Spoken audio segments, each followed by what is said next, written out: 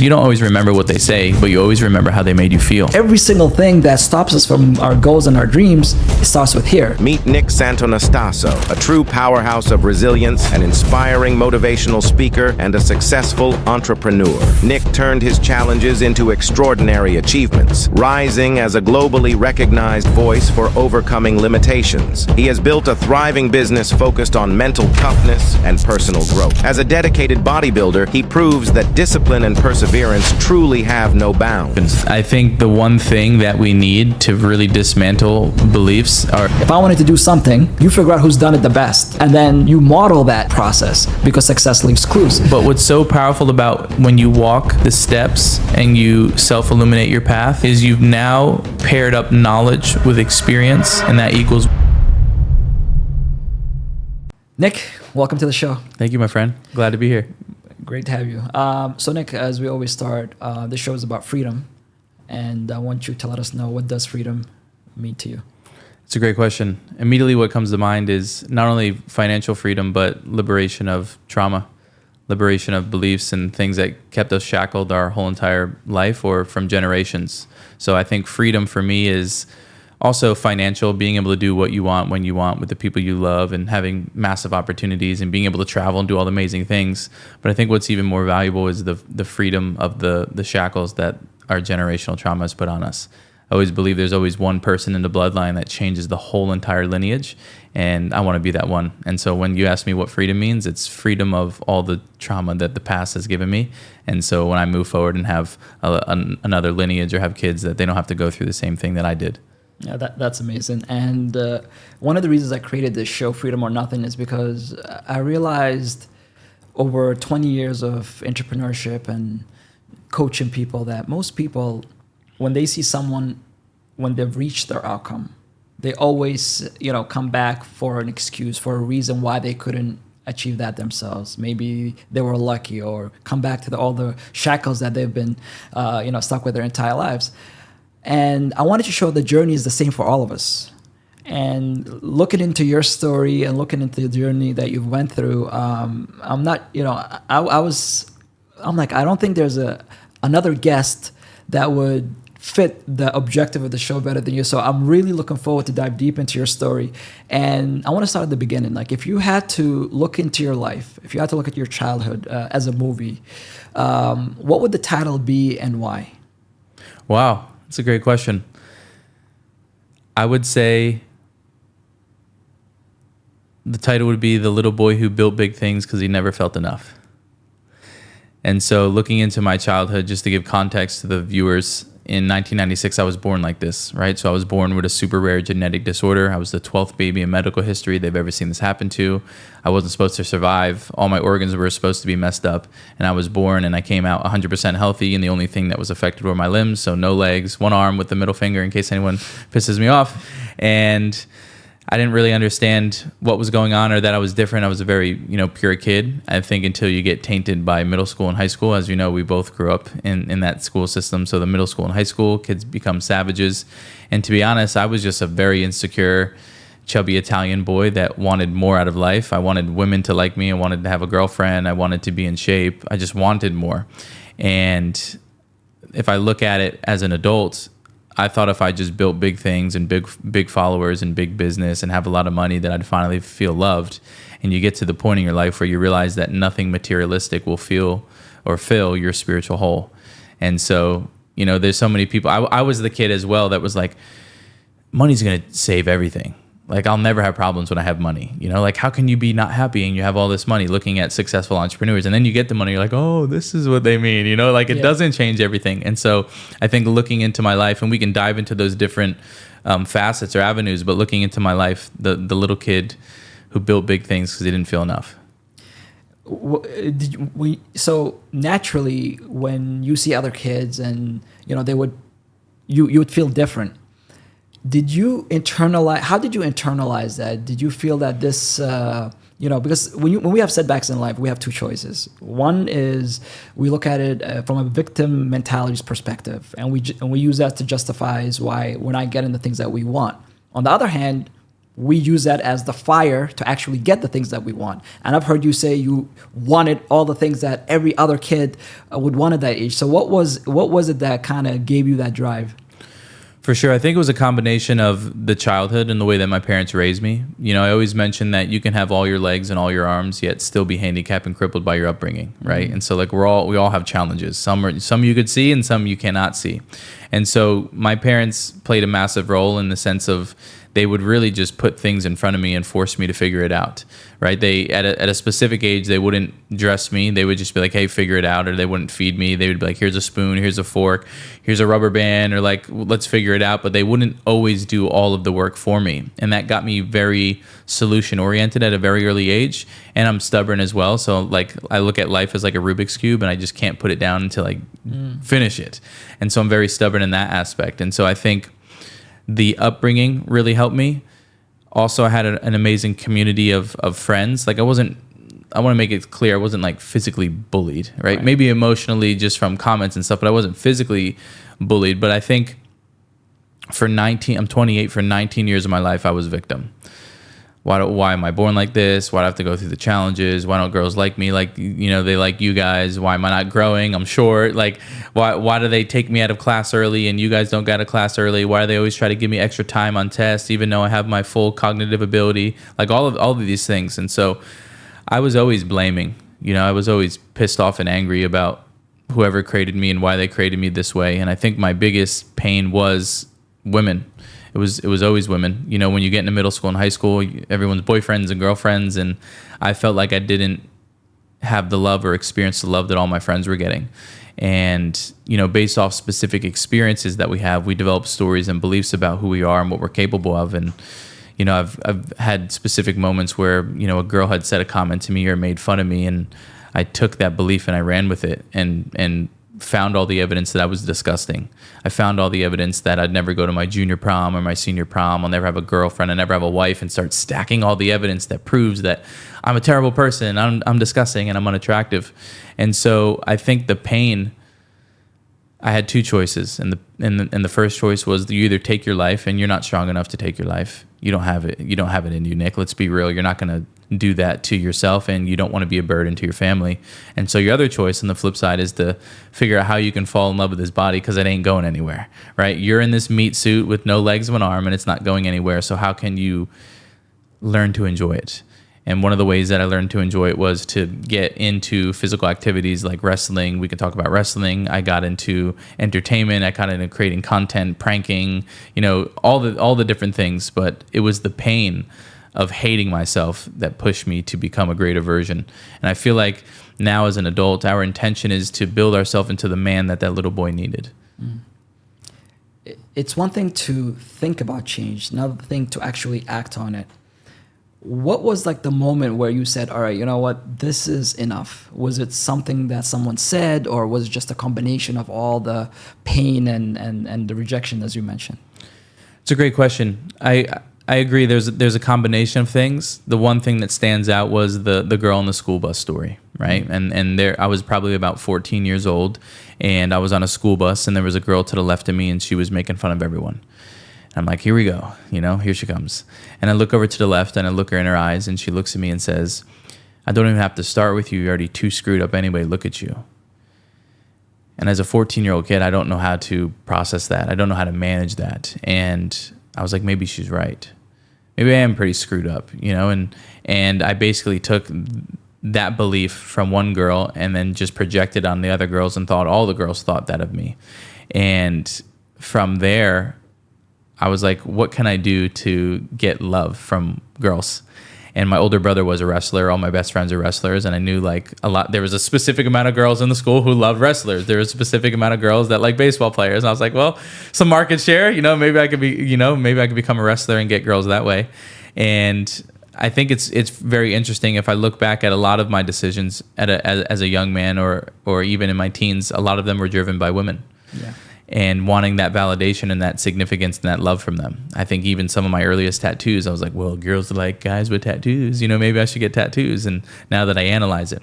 And so I think that was a big defining moment for me. And from there, I wanted to get love. And so the first thing that I did was become a wrestler. But I also knew that if I could become a wrestler, I would get in better shape. I would be tougher mentally. I would be part of a community, and I would be with my friends, so I'm not as lonely. So a sense of community and connection. And so wrestling saved me. Yeah. Wrestling changed my whole entire life, and I feel like that was the snowball of confidence for me that I never stopped. Once I felt the progress, and once I felt loving myself a little bit more and being like, I'm pretty cool, you know, I'm a wrestler, like that momentum, I didn't want to stop feeling that feeling.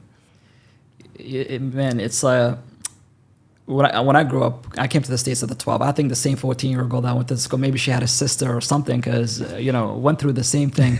And what I realized is that in life, you are going to be labeled as stupid. You're going to be labeled as disgusting. All these things, and there are people who never come out of that. They create a self-image based on that, and then they live by it for the rest of their lives.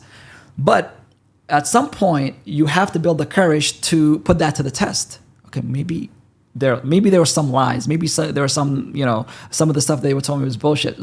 So for me, playing soccer and finding a place where I was even gave me a little bit of confidence, and that little bit of confidence now instilled in other areas. Did you feel once you kind of went into the wrestling and got encouragement from your peers, now you felt confident enough now that you can try? Because I saw you were doing bodybuilding and doing all these other things after that.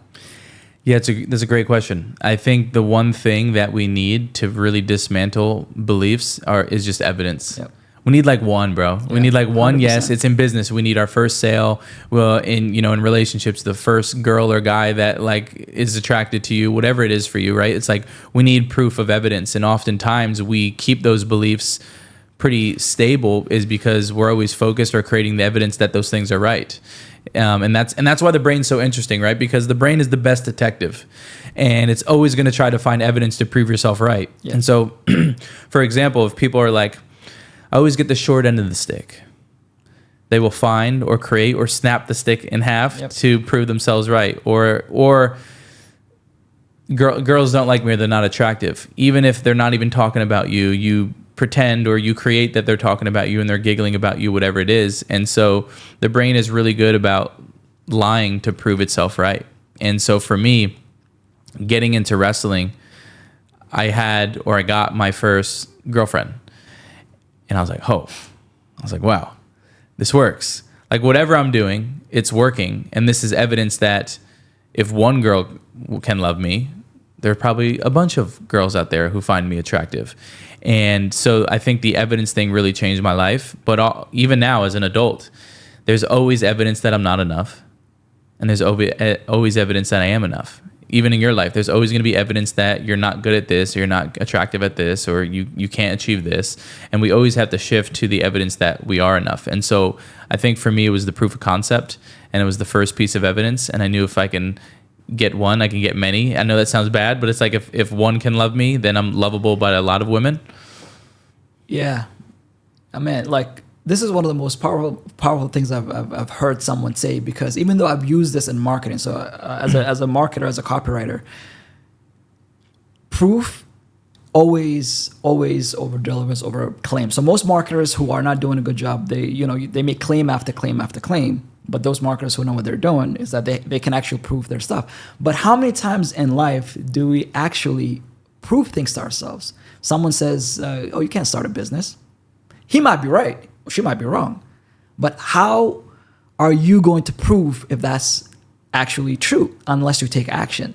So for you to actually being able to, develop that mentality, it's something unique. But I want to know, is there something that, because one of the things, this is one of my favorite sayings. You said, the biggest disability is mindset. Or bad mindset. Bad mindset. And that's so true, because every single thing that stops us from our goals and our dreams, it starts with here.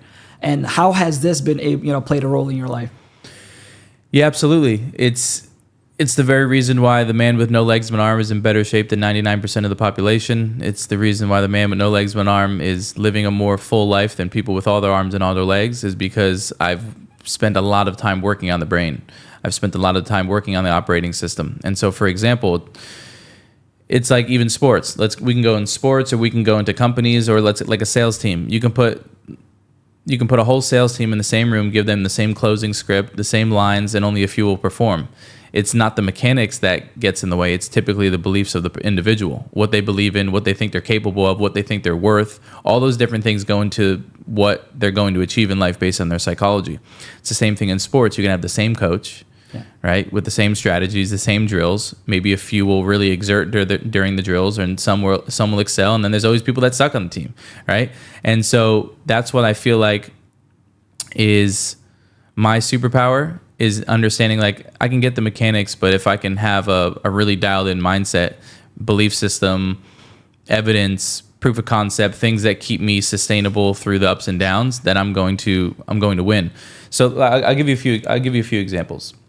And these are beliefs that helped me in my life, and these are also beliefs that kept me going in business, because business is hard. Most people won't say business is hard. Business is really hard, right? Business has its ups and downs.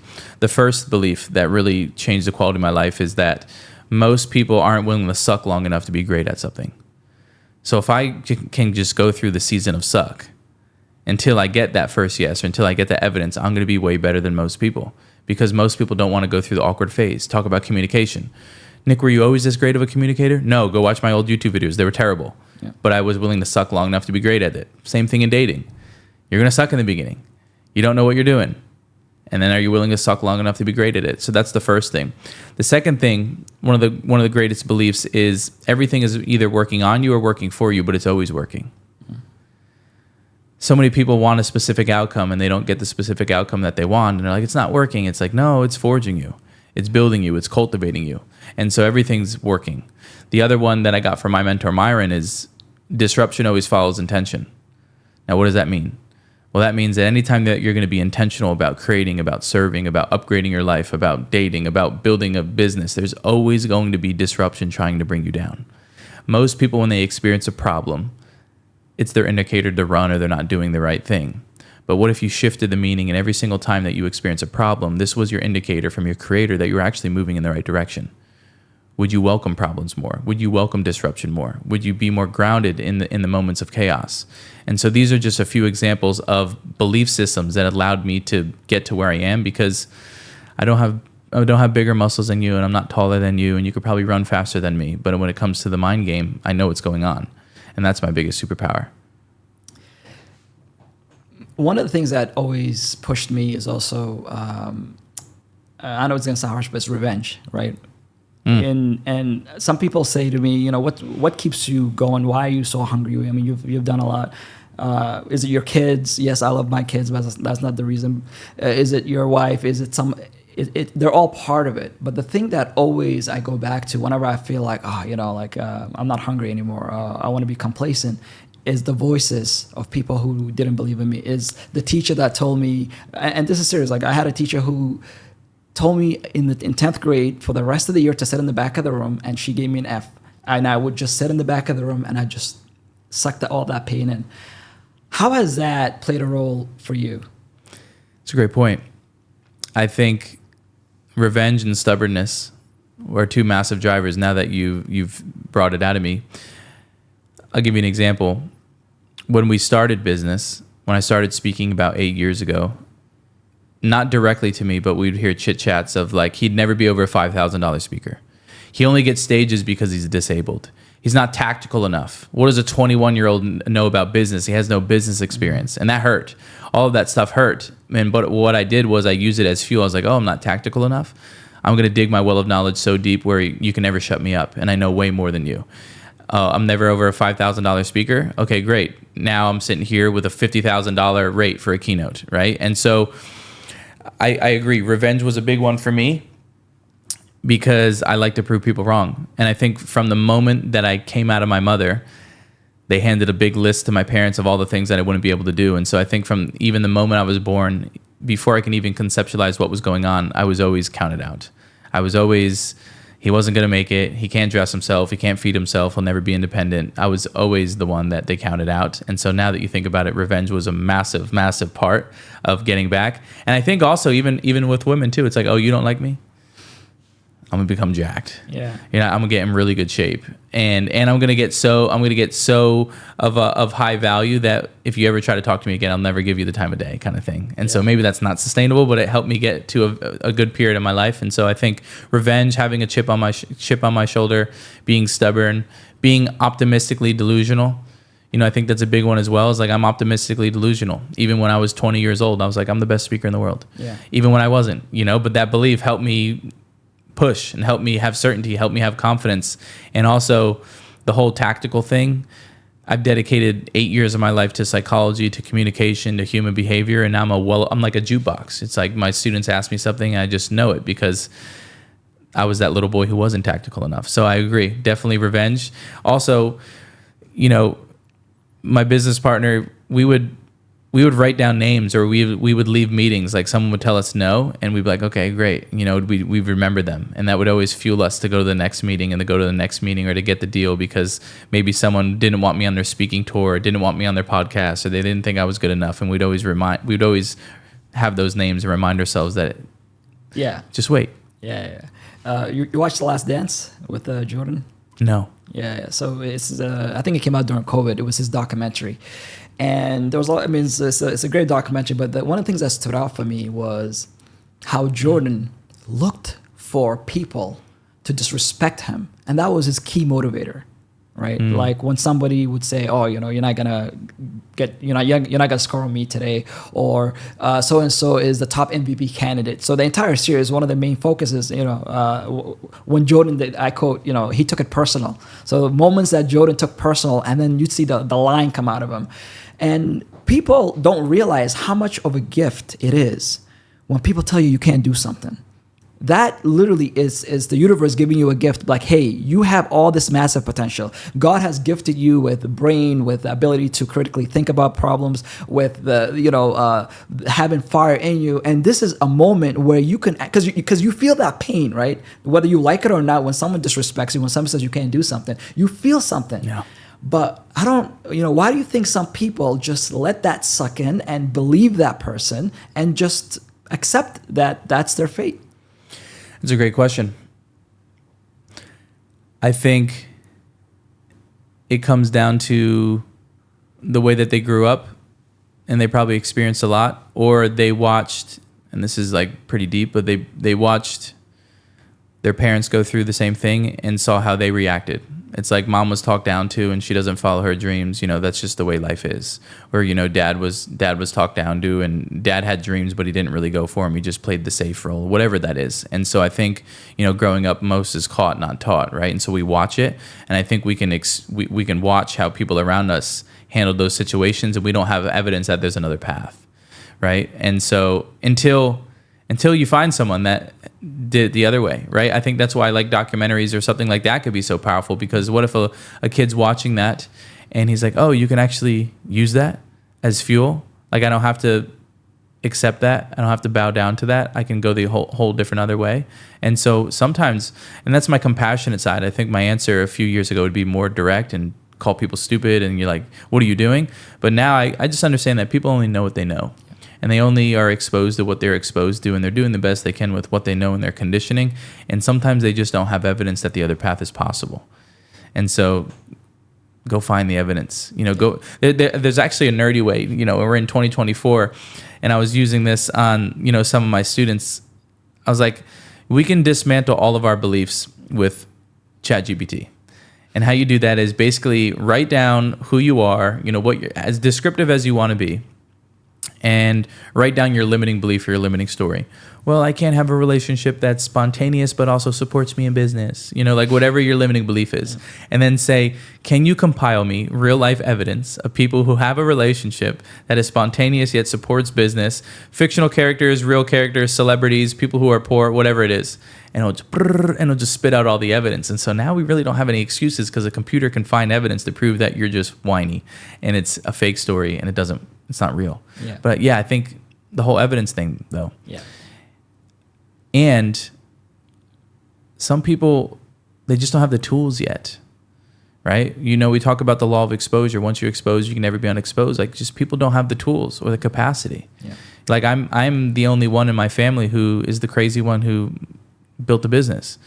moved to Dubai, left New Jersey. Like, we all had the similar upbringing. Like, why did I do that, right? And I think it's a knowledge thing. It's a information thing. I was exposed to the game before other people were exposed to the game, or I took the game and executed. And some people, they don't have the risk tolerance. I don't know what it is. I think it's a combination of all different things. I want to get into entrepreneurship in a minute, but one of the things that I've noticed with people, look, we all have flaws, right? It can be mental, maybe where we're limited in certain areas. We all are uncertain about certain things. But I realize most people want to hide their flaws, right? And they might not even be flaws, but they to themselves they're flaws. Like someone might be like, oh, I don't want to get on stage. I'm gonna look stupid, and they find every opportunity to hide. They can be physical disabilities, then they don't want to embrace it. You are someone who's embraced every part of their body, who's someone who's embraced who they are to the fullest, and in that process, impacted millions of people around the world. Why is that? Why is embracing everything about you, the good, the bad, whatever it may be, why is that so important? I think one of the greatest forms of self-love is loving all parts of you. And I know that for a very long time. So I'm not preaching from a place of perfect, but I think at this point, at 28 years old, I realized one of the greatest forms of self-love is to not hate those parts, those dark sides, because we all have them, but to love them and what can we learn from them. I think also, people are afraid to be judged. They're afraid to be rejected. We all have the same fears, right? Mm-hmm. Same brain up in your head. It's like fear of rejected, fear of not being loved, fear of not being accepted. And I think I got forced early on to be authentic because my stuff was like very open. Like, It's like, I can't hide this, like it's like, yo, it is what it is. And my greatest shift was realizing that my authenticity not only is the highest vibration, but my authenticity and just being Nick is the filter. There's always going to be girls that don't like me, and there's always going to be girls that like me. There's always going to be people that want to be friends. There's always going to be people that don't want to be friends. There's always going to be people that love my content, and there are people that hate my content. It just is what it is. And I think I just got thrown into those waters at an early age of being open and authentic, and now leading from the front and letting people know that their authenticity is the highest vibration. But also, I'm still sitting here and I wear a bunch of masks anyway. Yeah. We all have masks, right? I'll give you, if I can give you a few examples of masks that Nick currently wear that I think people listening probably wear as well. I wear the mask of the savior. I want to save people. I want to save men. I want to save women. I want to save broken people. This is my line of work, and I will put them before me and put myself in a not so good situation, because if I save them, then I'm loved. Yeah. Or the mask of serious entrepreneur, PR trained, and not saying the wrong things on interviews like this, right? Am I fully expressing myself? Probably not, because there's some things that maybe will get me canceled, or there's some things that people don't align with, and I don't want to go there right now, right? And so these masks serve us, but they also hold us back. I think also the mask of everything's okay and I always figure it out, versus truly expressing my authenticity, being like, I don't really know what we're going to do. I don't know if we're going to make it out, or I need some support, and I need some help, or I need some time to just think. I don't have all the answers, but putting on the mask that I always have all the answers. Yeah. And so I think my commitment to growth and work has allowed me to see all these different parts of me. But ultimately, people don't want to be rejected. They want to be loved. They want to be seen. Or there was an experience in their life where they expressed themselves authentically and they got destroyed for it. They got stones thrown at them. They got haters. They got bullies, or their parents told them to shut up. You talk too much. That's not realistic.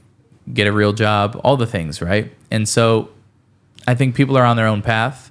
I think their blessing comes when they're ready for their blessing. I think we can give all the people the same information, but only a few will execute.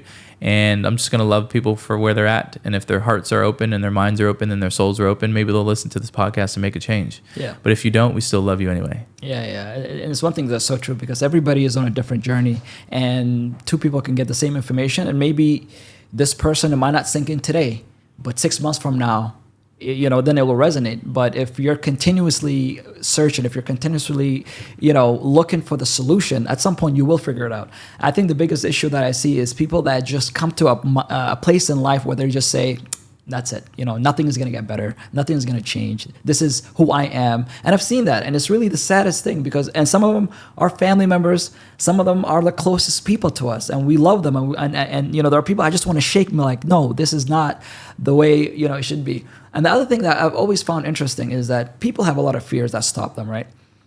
But the biggest fear we all have, I know people say, I know you're in the speaking game, is public speaking, but really is death. And we all know death is going to come. And once you accept the fact that you are not going to be here, and we all know people that we loved, we were friends, not even celebrities, but people that we knew personally, and 6 months after they've gone, we hardly remember them. We hardly remember their flaws. We hardly remember the great things that they've done. From time to time, it'll come.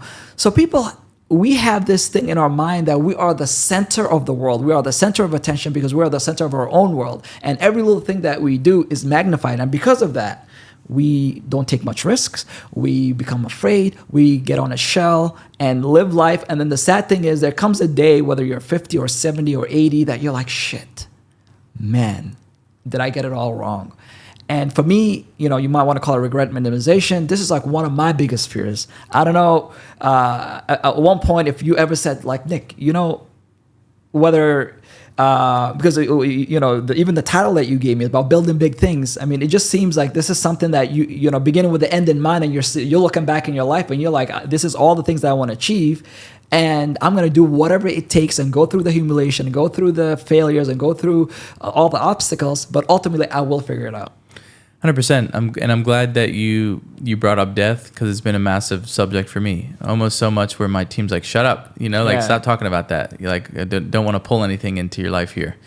But, roughly 4 years ago, my brother died from a heroin and fentanyl overdose. And so I've seen firsthand someone that was there and then they weren't there anymore. And death is a beautiful reminder to be urgent, to have a sense of urgency. That people don't really care that much, like you said. You think they care about your stuttering or your bad content or whatever it is, like you're a fart in the wind. Yeah. It's going to be gone. And so for me, death is a beautiful, beautiful reminder to live it, to fail, to create the content, to speak your word, to make the music, to dance, to fall in love, get hurt, all the things. We came to this human experience to experience all of it. Whatever your beliefs are, it's like before you came to Earth, they're like, where do you want to go? You're like, I want to go to Earth. And we're like, why? Because you're going to get cheated on. You're going to get rejected. Things are going to fail. You're going to have What's insecurity? You're going to have insecurities. You're going to feel it all. Oh my God, I can't wait. And then you get here and you forget that you signed up for this before you came here. And so for me, I'm very urgent because I know that I'm going to expire. And I think when you're in an unconscious pattern of just going through the motions, you forget that you're going to expire. You think, oh, just another day, whatever it is. And next thing you know, you're 50, 60 years old. Also, on my deathbed, I don't want to have regrets. Wonder if I would have asked that girl out. Yeah. I wonder if I would have started that business. I wonder if I would have started that podcast, what would happen? Like, I don't want that. Like, I think that's one of the worst feelings that you can feel is like having a sense of regret. And just think about how many people around us are going to have a lot of regret because they didn't execute on what they wanted. And so for me, we're going to expire.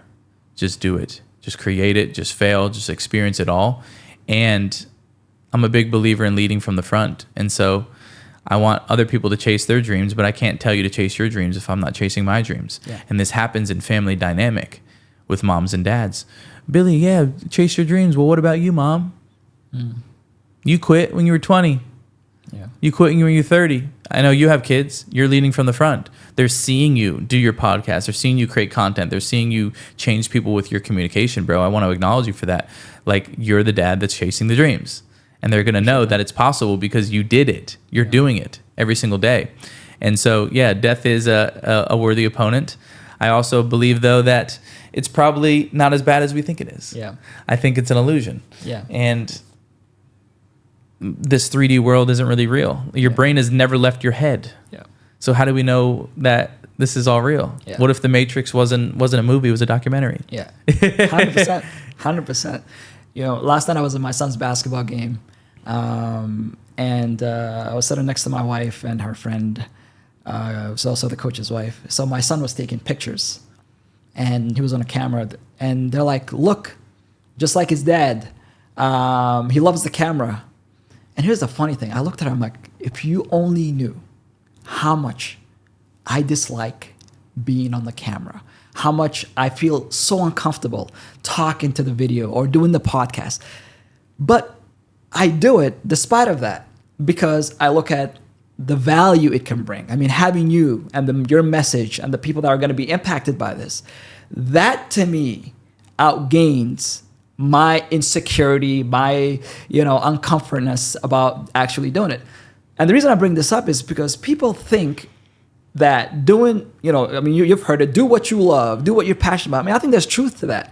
But to be really successful, you have to do a lot of things that are uncomfortable. Starting a business, and this is the topic I want to get into next, is very uncomfortable. On social media, I always say they only show you the pictures from the yacht and the private jets, but they don't show you the 3 a.m. grinds, when the payrolls come in and you got to hit the target and all these different things. How have you come or to accept that, hey, you know what, if you want to achieve all these things, I'm going to have to work through a lot of uncomfortable situations and get things done whether I like it or not? For sure. I think the quote that comes to mind is the purpose has to be greater than the pain. Yep. Right? You have to have some deep, meaningful drive that's going to give you the marketing stamina, the entrepreneur stamina, the business stamina, the health stamina, the diet stamina, whatever it is, because most of the time it's not fun. Yeah. Most of the time it sucks. And so for me, it's romanticizing with the future so I'm not stuck in the past. And so you mentioned it earlier, people just doing the same things over and over again, or they don't take action. It's because they take an experience from the past and they put it on the screen of their future and they live the same damn life for 50 years, right? And so for me, my deep, meaningful reason is to take care of my family. Like this year, retire my dad, retire my mom, send them a bunch of money, surprise them and be like, voila, now go play, do what you want. Like that's my deep, meaningful reason. So when I'm tired or when I don't want to do the interview or I don't want to do the coaching or I don't want to do the corporate, whatever it is, it's like dad's still working. Yeah. Dad's still working. Mom's still working. I'm not done yet. It's not done yet. And guess what?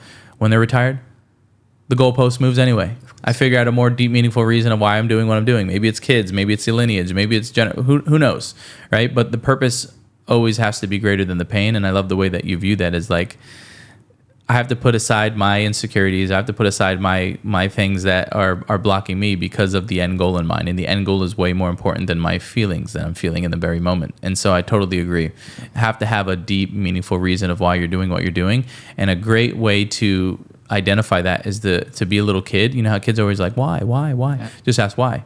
Why do you want to be successful? Well, I want to do cool things. Why do you want to do cool things? No. Why? And just, you can go down and there's going to be a level. When you ask yourself why enough, there's going to be a level when your answer comes from your heart instead of your head. But you just got to keep digging on the why. Yep. Speaking, let's talk about business for a bit. You're one of the most sought after speaking coaches in the world. Why did you choose the subject of speaking and communication? It's a great question. My dad is always weirdly right. And what I mean by that is like when I was in high school, I was always afraid, like, how am I going to financially provide for myself? Like, how am I going to be a man? You know, like I didn't want to take handouts. I didn't want to collect disability. I didn't want to do any of that. I wanted to be financially independent. And my dad was like, you could always be like a radio show host or a speaker. And I was like, I don't want to be a speaker. Like, what are you, crazy? Like, I want to be an astronaut or something probably, you know? And speaking wasn't on my radar until I met my brother and met my best friend. And so about 8 years ago, I moved from New Jersey to Tampa to become a bodybuilder. And everybody was like, you're insane. Like, you don't have legs. I was like, it's fine. I'll still become a bodybuilder. And one of our mutual friends was like, hey, man, come to this mastermind. I was like, I don't know what a mastermind is. He's like, well, it's where people get together and think about things. And I'm like, okay, great. And so I go to this mastermind and everybody's around sharing their story. And they're like, well, what's going on with you? And I started to share my story. And there was a man to the left that I've never met in my life before. And he said, you're going to be on stage with Tony Robbins one day. And I said, who's Tony Robbins? And I had no idea anything about speaking, personal development, growth, entrepreneurship. I knew nothing. And he doesn't know this. I had this in a conversation yesterday. He was like my oracle. You know, like he saw the whole entire vision before I even seen it. And he was like, I'll work for you for free. And he's like, if you like the work we do, maybe one day we'll start a company together.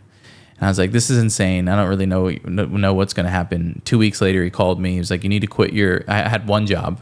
I was a customer service rep at a meal prep company in Tampa, Florida. He called me. He was like, "Hey, if we're really going to do this thing, like, you need to quit your job and go all in, possibly like move into my house on the couch and like really do this." I was like, "Okay, no problem." And so I quit my job, moved in on the couch, and initially I got into speaking just for money. I saw people getting paid a lot of money to communicate, and I was like, "Okay, I can do that, and I can share my story, and maybe people will pay me money for that." And so initially, just to be authentic, got into speaking for money. And then I witnessed Tony Robbins. I went to my first Tony Robbins event, and I was like, this guy is not speaking. This guy's facilitating transformation. He's facilitating breakthroughs. He's making you laugh. He's making you cry. He's making you shift. He's making you change generational trauma. I was like, oh, there's levels to this game. That looks way more fun, and that looks way more impactful, because at a specific point, I realized it's like one thing to share your story, but how do you make people have breakthroughs? You know, when I had my own breakthroughs, I was like, how can I give the gift of a breakthrough to someone else? And so that's when I really started falling in love with the craft of communication, and success leaves clues. So I'm like, where did Tony learn? What's Tony's toolbox? Okay, NLP. Tony did NLP years ago, before I was even born. I was like, okay, where did he learn? And so I got expertise in NLP, or practitioner in NLP, timeline therapy, hypnosis, closed-eyed processes, all these just stacked the evidence and stacked the toolbox of healing modalities, because not one modality is going to work. You need to use other healing modalities for people. And so I got obsessive over my arsenal of healing tools that I can use in any time and any place. And the more that I started to use them and they were working, I got hooked. I got hooked on giving people breakthroughs, because I remember what a breakthrough did for me the first time in my life. And so that's why I fell in love with communicating and speaking. Initially it was for money, and then I got exposed to the master, and I was like, I want to be a Jedi. I want to be a little baby Yoda like that. Yeah. No, it's interesting, because I always say that besides breathing, the thing we do the most is communicating, right? Whether you're communicating with your family or at work or with your clients. And most people don't sit and say, does it make a difference if I say something one way or another? Did that person say no to me because they actually don't want what I'm offering, or did they say no because I did not position the value the right way? So most people don't even work and stack, as you mentioned, because you didn't just say I wanted to be a speaker and I wanted to do it for money. What I got from what you said is I stacked the skills. You learn, you figure out what the person at the top did, and this is something that I've always done. Right? It's like, if I wanted to do something, you figure out who's done it the best, and then you model that process, because success leaves clues. So if somebody today wanted to become a better speaker or better communicator, what advice would you give them? Because I feel like this is not just about being an entrepreneur or being a business. This can work for everyday life. I mean, I want to talk to my kids. I can talk to you and convey my message to you. But when I'm talking to my 8-year-old daughter, do I communicate the same way? When I'm communicating with my wife, do I communicate the same way? So is there different levels to how you communicate also with all the different people? Yeah, for sure. I think the first thing, if you want to become a better communicator, is this one key concept of understanding people's model of the world. Meaning, if you can ask enough questions, you can find their mind map on how they tick and what operates them, what triggers them, how they need to be communicated to. Like, your one kid, you can communicate one way to them, and your other kid maybe doesn't want to be talked like that. Or you got to talk a totally different way to your wife, and you have to talk a totally different way to me, or compliment me, or lead me in a different way. And so I think the biggest thing is not only repetition, right? Just pick up the phone and start recording, even if it's janky, and even if it's not good, just pick up the phone or get on the podcast. But I think the power of asking great questions and listening goes a long way. I think listening is just as important as communicating, and your ability to ask great questions to lead people to the right answers, I think, is what makes me one of the greatest communicators. Is because I've realized that a great communicator or a great healer isn't someone that you go to for healing. A great communicator and a great healer is someone that triggers a part of you to heal yourself and find your own answer. And so that kind of takes the pressure off for the communicators out there. It's like, you don't need to know all the answers, but if you can ask the right questions and lead them to their own ahas and their own insights, that's way more powerful than you teaching and trying to shove answers down someone's throat. But very simply, if you want to become a better communicator, use the muscle, right? Study the best speeches in the world. Which speakers do you align with? Why do you align with them? Which speakers do you not align with, and what you don't want to be like? Learn learn the language patterns, their tonality. When do they pause? When do they speed up? When are they excited? When are they sad, right? We call this sensory acuity, like start studying everything. But I would pick 1, 2, or 3 people that you really align with and go deep on them. You know, like I don't believe in having like 50 mentors. I just want like 2 or 3 that are really aligned. And then also, like you mentioned, it goes back to the who, not how. It's like who is communicating at the level that I want to communicate at, that aligns, that really knows how to deliver the message, and how can I just study them? I think everybody can become a way better communicator if you just went on YouTube and typed in the best speeches of the world and just started listening to them, studying them. There's patterns. There's patterns in language. There's patterns in tonality. There's patterns in the way people do content. Find out who's your favorite content creator and why you like their content, and how they're structuring their videos. What's their hooks? What's their stories? How do they call to action? How do they drop the link? Like, what are they doing? Just observe. But also you got to get in the field. You know, like everybody can go on my YouTube and they can go back and see terrible videos of me speaking in a wrestling room full of 20 kids with my ums and my likes and my this and my that. And if I can do it, you can do it. I was a puddle. I didn't have much mastery, and I just committed to speaking more than anyone else. You know, for example, when COVID hit, most people that were speakers spoke less.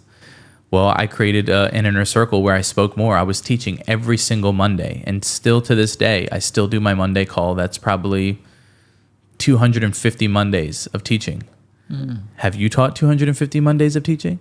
If not, no wonder why I'm light years ahead of you. It's just I've used the muscle more than you have. And so that's what I would say. When you see someone doing something at an incredible level, understand that it's really 2 things. They failed faster than you did, and they have way more repetition. Not everybody's so special. They just do it more than you. One issue I see with people is that they will look at someone like you as an amazing speaker, or Gary Vee, and they're like, oh, I can't speak like that. Well, part of it, yes, is the muscle. But the other thing is just be authentic. You know, trying to speak like someone else, trying to say the words and the thought patterns that you know, no matter how good the words might be, people will pick that up. That, hey man, this guy's his acting, like this is not really him. So I don't know how you feel like, but I feel like authenticity. If you stutter, that's part of who you are. If you pause, or if you seem your words might not make sense, but as long as the passion shows. Like for me, I learned English at an older age. I come from, third world country. So my English is not as good as everybody else, but people see the passion when I'm speaking. So, I mean, I don't know what you have to say there, because people think communicating is to speak like either Andrew Tate or Obama or any of those guys. But in reality, it's just to really speak and share your message. 100%. So 2 things. First thing is I used to be like that, you know? So like I wanted to be mini Tony. And then I literally had to take a Tony detox, because I'm like, I know all of his one-liners and all of the bombs that he drops. It's like I have to step away and I have to go figure out my own proprietary method and my own process. So by the way, if you're out there and you're like, oh, I'm doing that, don't worry, I did it too. So I'll lead from the front in that sense. And then statistically, 55% of communication is nonverbal.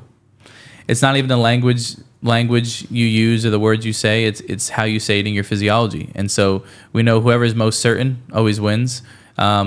That could be a good thing and that could be a bad thing. But like you said, it's about the passion and it's about the authenticity. It's the way that you convey it. And if you spit when you talk and this and that, it's like this is just you.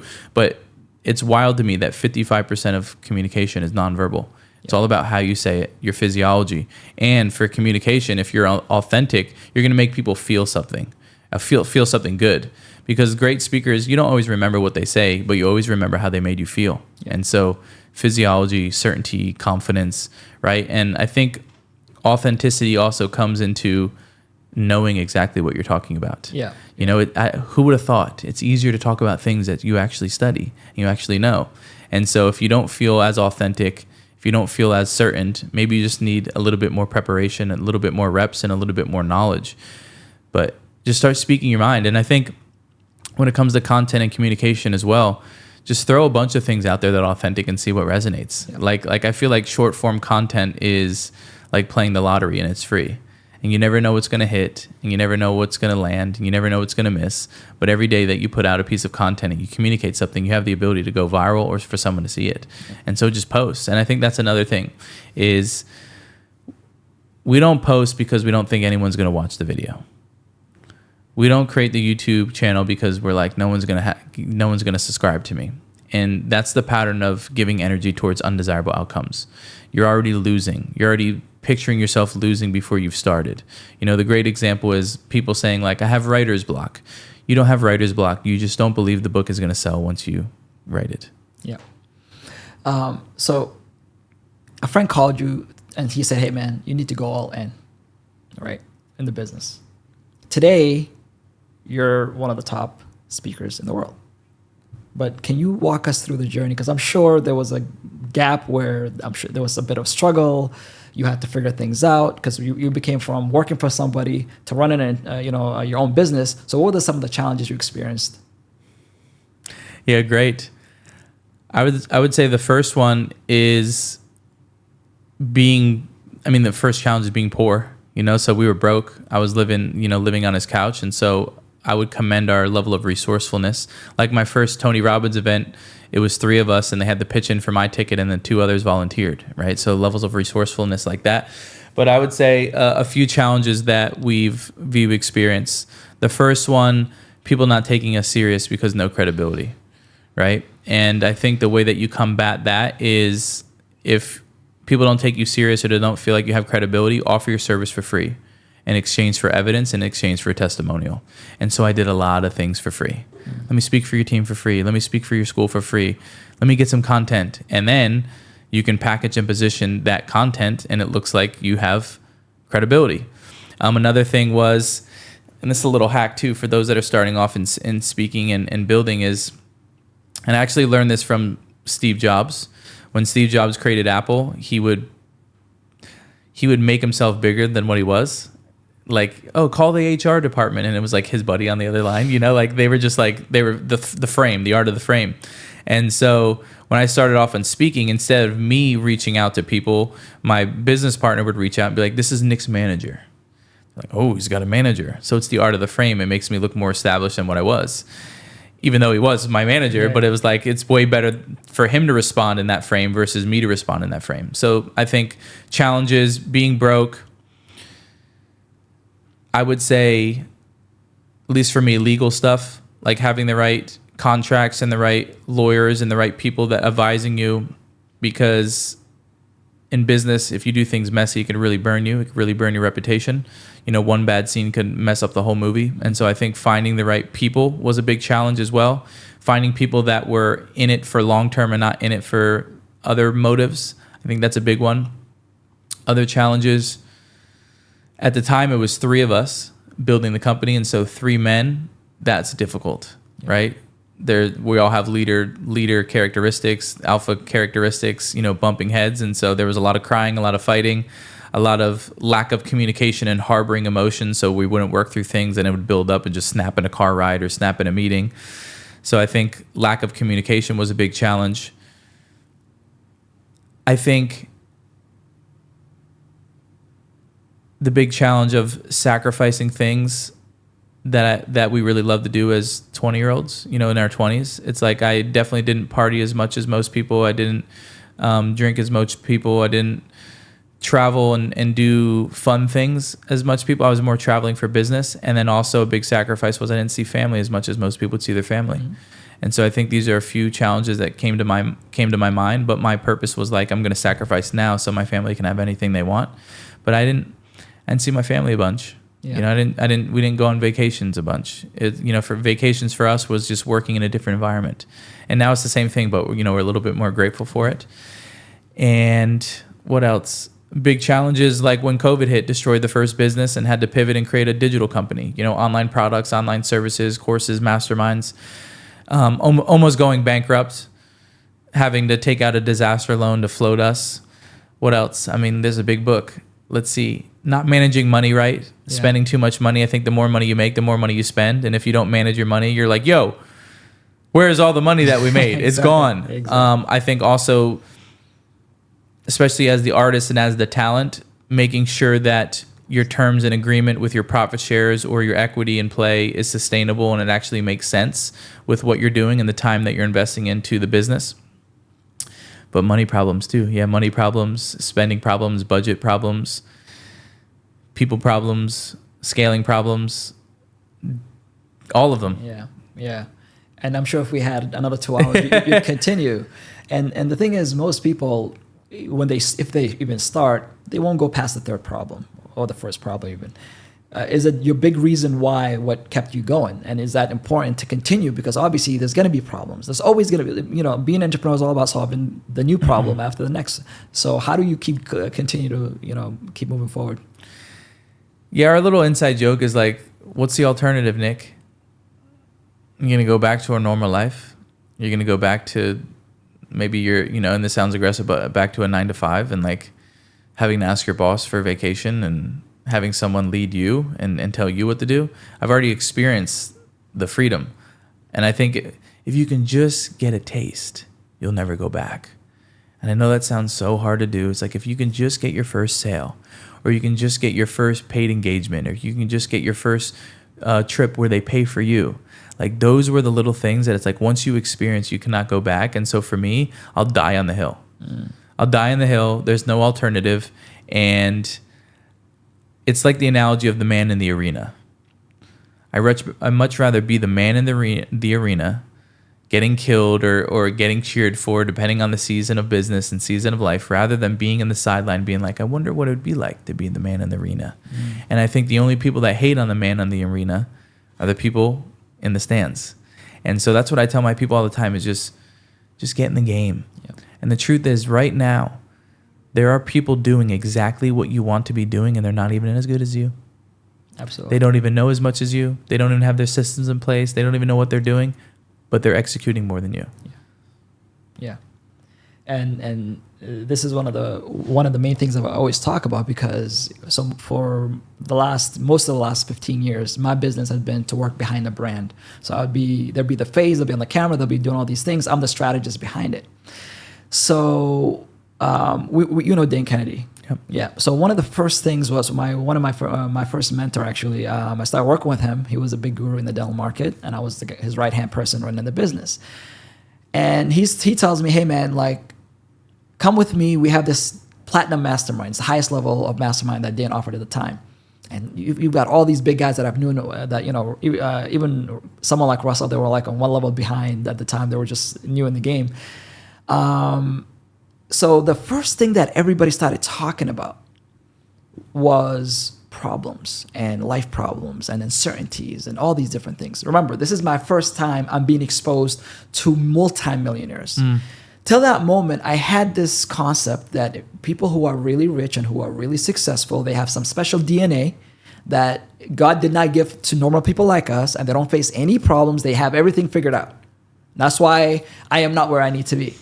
But literally about 80% of the time, what those people talked about were like they wouldn't be in the mastermind if to begin with, if they had everything figured out themselves. So the thing I learned in that moment is that there are people who still don't know the full story, but just because they're in the arena, they're up in the score, they're getting results, they're achieving some goals, they're making money, they have the nice life, they're able to provide for their family, they're able to drive the nice cars, they're able to have the amazing vacations, and they're able to do a lot of things and experience the world in ways that we can't, only because we don't want to put the first step in. So this is really, one of I think the most important things that you mentioned, that it's not about the result, it's about just being in the game. 100%. And the path will self-illuminate as you walk it. Absolutely. Right? It's like we can give you strategies and we can give you tactics and we can give you frameworks, but the only person that's going to reveal the next step is you. And it's going to be scary. It's going to require a new version of yourself, a different level of yourself. But I can assure you, if you just take the next step will illuminate. And you, at any level, you ask people like, how you doing it? They're like, I don't really know. Yeah. I'm figuring it out as I go. Yeah. Right. But what's so powerful about when you walk the steps and you self-illuminate your path is you've now paired up knowledge with experience, and that equals wisdom. And people pay a lot of money for wisdom.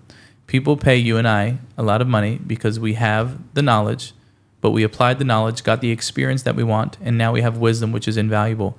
So now that we've walked a path, understand that for those that are scared to walk the path, not only do you become a greater version of yourself and you have a business when you walk the path, but now when you walk the path, you now have the ability to create a map and turn around and give it to people.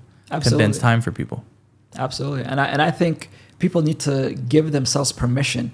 We're conditioned from day one, whether it's in third grade, can I go to the bathroom, or can I go home early? Can I go to the nurse? To you're having a job where you constantly have to ask whether it's for vacation or to take a day off to go see your sick son. When you want to pursue something, and the only way to get into it is you have to give yourself the permission. Now, for the first time, maybe to some of us, it becomes a bit awkward, right? And people need to understand that it's okay. It's okay to give yourself permission. And even if it doesn't go well, even if you fail, everybody else does it. You're not going to be the first person. How many times did Steve Jobs fail, get kicked out of his own company, only to come back later on and make it arguably the number one company in the world? If he didn't endure all those humiliations, if he didn't give up during the process of those humiliations, he wouldn't be where he is today. And I think there's a price we all have to pay for success. Otherwise, the thing in itself wouldn't be meaningful, 100%. Right? And so it's like, if your life's a movie, would you watch it or would you walk out? Yeah. Right? And just live. I know it sounds so simple, but just live. Like, we're going to expire. Just to re-anchor for the audience here is like, we're going to expire. Life's going to go fast. And you owe it to yourself to dream and to romanticize what your future and execute on and get excited about life. Everybody has the ability to rewrite their canvas of life. Absolutely. It's just like pick up the paintbrush and get to work. Absolutely. So Nick, before I ask you the last question, let's do some rapid fire questions. Great. All right. Your favorite book of all time? Favorite book of all time? Outwitting the Devil by Napoleon Hill. Interesting. Never read that one. I've read a lot of Really? books. No. Dan talks a lot about it, so I'll definitely make sure that's on my list. I know you mentioned this before, but if you can tell us your superpower, your one superpower. My superpower, I think one of my superpowers is the ability to learn something and then communicate it with certainty. Interesting. If you were to have a dream guest for a dinner, who would it be? Christ. Interesting. What's your life motto in one sentence? Whatever it takes. One thing on your bucket list that you haven't achieved yet. Retire my parents. Who's the person that inspired you the most? Ratmere. Best advice you've ever received? You're one step away from stupid. Interesting. Can I elaborate? Yeah, elaborate that. I was like, hold on a second. I don't know a lot about everything. I know a lot about a few things, and that's why people pay me a lot of money. So just stay in your lane and just go deep on 1, 2, or 3 things. So you don't need to know everything. Just know what you're good at. I like that. Biggest fear? Hot women. 13-year-old boy comes out. You're in Dubai now, right? Yeah. You're going to have a lot of problems.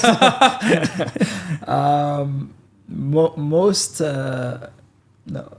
How do you want people to remember you?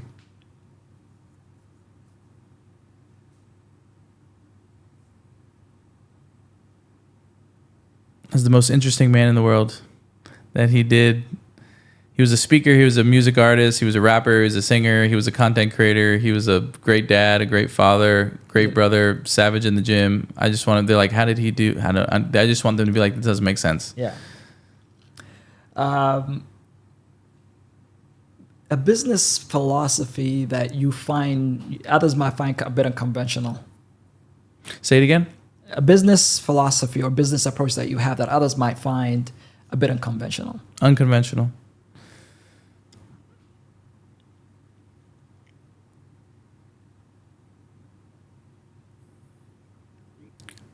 I would say putting yourself in extremely uncomfortable situations to access a version of yourself that you never accessed before. And I don't advise everybody to do that, but I've put ourselves in like really hard situations where it was like either life or death, because I knew it was going to access a different part of me, and it's always worked. And I think a lot of people are like, oh, I'll never do that again. It's like, no, that's where the magic is, is when you really stretch yourself. Absolutely. Last question. I know we started the show with what does freedom mean to you, but my last question is for the people watching and they want to pursue their own freedom. They might be stuck at a job. They might be stuck in their head, whatever it may be. What advice would you give them so that they too can achieve the goals and the dreams that they have? Yeah, I would say it's really important for you to create a sense of empowered anticipation. And how you create a sense of empowered anticipation is go write down all the things that you want to achieve that really fire you up. How much money do you want to give your parents? What car do you want to drive? Who do you want to serve? What body fat percentage do you want to be at? What do you want your relationships to look like? Like, start thinking about your future in a way that really fires you up. And then you can reverse engineer how you're going to do it, or who you're going to model, or who you're going to learn from. But the first thing is just to get excited about life. And I think most people haven't taken the time to think about what they want. And so find a quiet place, a cool place with a view, whatever you can do, and start romanticizing with your future until you're gassed up about it. Yeah. Well, look, I want to thank you for not only coming to the show, but I want to thank you for making a decision when at some point in your life to say, hey man, like, I don't care, how people might perceive me, but I am going to change lives and I'm going to make an impact. Because just as I was doing research in this, and the more I learned about you, and more I learned about your story, to be honest, like, I was inspired. I'm like, I mean, if this guy can do all these things, with just starting out over 9 years, 10 years, and impacting millions of people, and traveling the world, and having all these massive influences on your stage, we can all do it 1,000% more. So thank you for making that decision. Thank you for inspiring people. And really, I think your message is one of the most powerful messages that I've heard. And I've been in this industry for a long time, and looking forward to seeing you even at a higher, stage on the mountain. Thank you, my brother. And thank you for making the decision to do a podcast, to highlight stories, to expose people to information. And you'll never know the trickle effect that you have on people. And you're also leading from the front for your family. Everybody's got, money and Lambos and watches, but not everybody has a nice family. And so you have something that most people don't have. And you should be very proud of yourself. I appreciate it, man. Thank you so much. You got it. Thanks.